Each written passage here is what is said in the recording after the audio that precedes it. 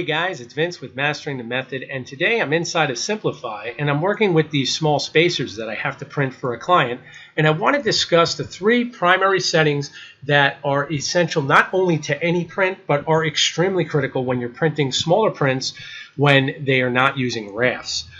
Keep in mind that these spacers are hollow naturally, and they do have a 1mm wall that actually is making contact with the build plate. So when you really think about it, there's no room for error here. If this print is off as far as, I didn't calibrate the extruders, I didn't calibrate the assisted leveling, I'm going to have problems. So let's jump in, and once again I want to give a default statement that I am using Simplify as my slicer. I see more and more guys crossing over with the method to it. If you're using CloudPrint, I'm sure the settings are available, but you will have to search for them, at least I did. If you find them right away, then it's pretty easy and you'll be able to manipulate them as well. The first area of concern is I'm not manipulating any settings for my experimental extruder. Everything here has a soft touch to it. I have not manipulated really anything. This over here just lists extruder 2A. This is incorrectly listed. In output tab, you can see that the correct listing is Makerbot support extruder support 2XA. So again, it's just listed incorrectly here. I'm sure they'll correct it on another release of Simplify. Again, coming over, if we look at it, you can see nothing has been really changed here. I did turn off the white nozzle feature. I'm not even using this extruder. Layer.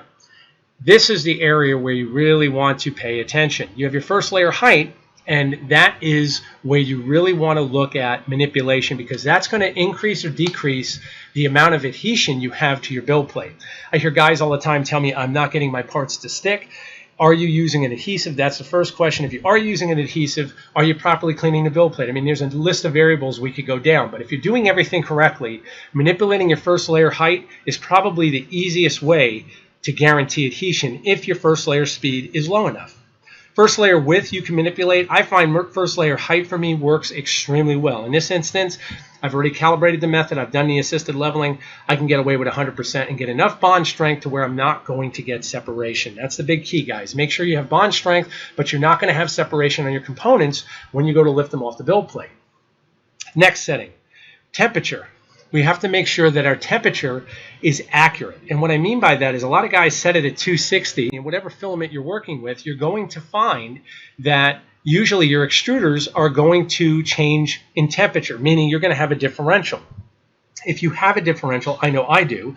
I've never seen an extruder hold true 100%. Mine is 4 degrees. On other extruders, it may be higher or it may be lower. You want to make sure that that extruder differential is not too high. Meaning, if I set this at 260 and all of a sudden it's running at 250, that's a huge swing.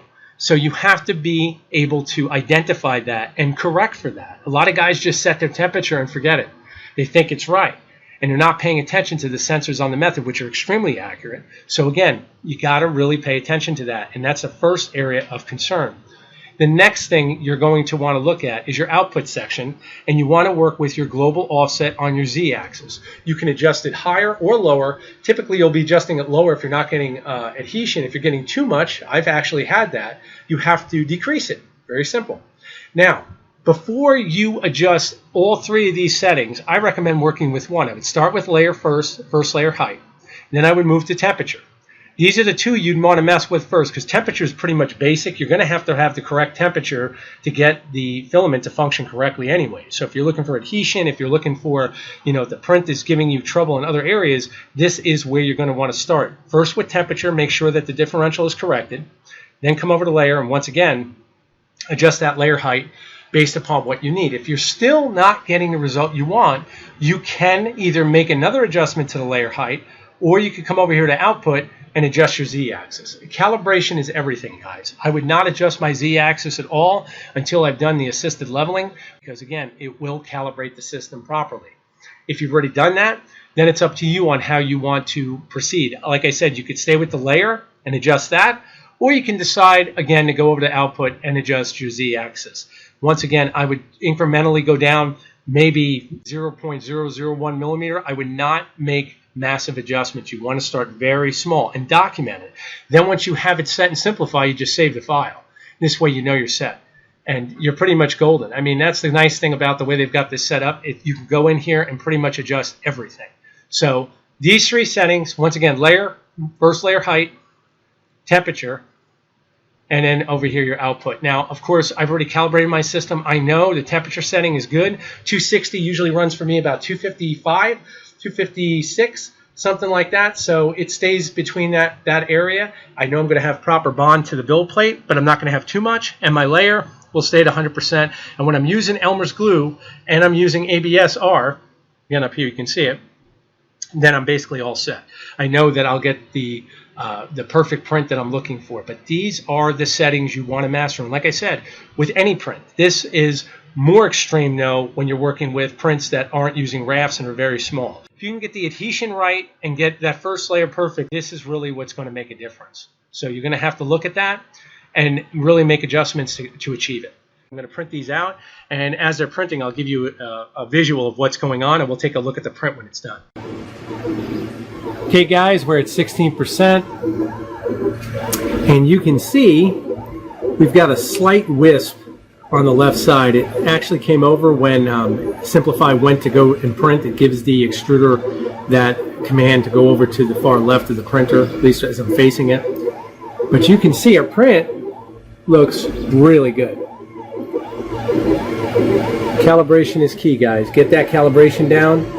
I'm just using the Elmer's glue stick that comes from Makerbot, and we're looking excellent.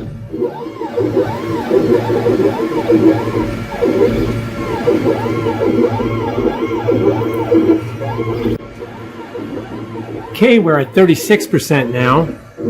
We're starting to take some nice shape, and you can definitely see there's no warping there, guys. And that's without a raft. And you can see exactly what you get.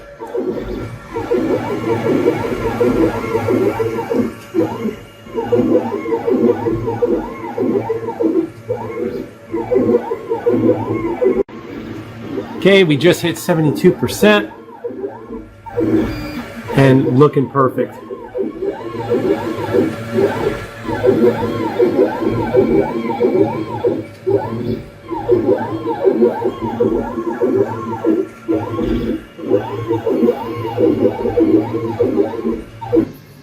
Okay guys, we are now done, and I'm going to remove the build plate. System of course had to cool down prior to doing this.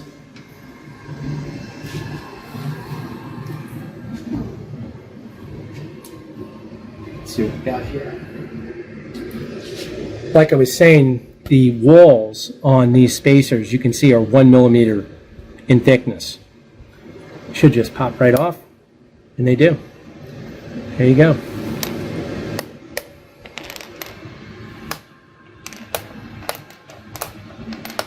Perfect. So what we have now is a super strong spacer. And I'll show you exactly how they work.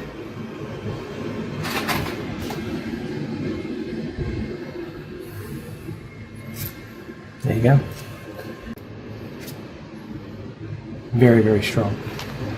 So again guys, I hope that this video has been helpful. I hope that you do try the settings that I told you to adjust, because I think it's definitely going to make a difference. Looking at these, printed at 0.1 millimeter height, you can see these are flawless. I mean, you can't even really see other than the joint right there. Absolutely flawless and super strong. And best of all, we didn't even have to touch our rapid rinse support material. You can easily print this without a raft if you're careful about doing, once again, your calibration on your assisted leveling. The other thing to keep in mind is you can see I've got a very light coat of the Elmer's glue stick. It works amazingly well. So again guys, I hope this has been helpful. I hope that this video has helped you. Thank you again for your support. Please like and subscribe if the video did help you. And again, keep the comments coming. I'll do my best to answer as soon as possible. Take care.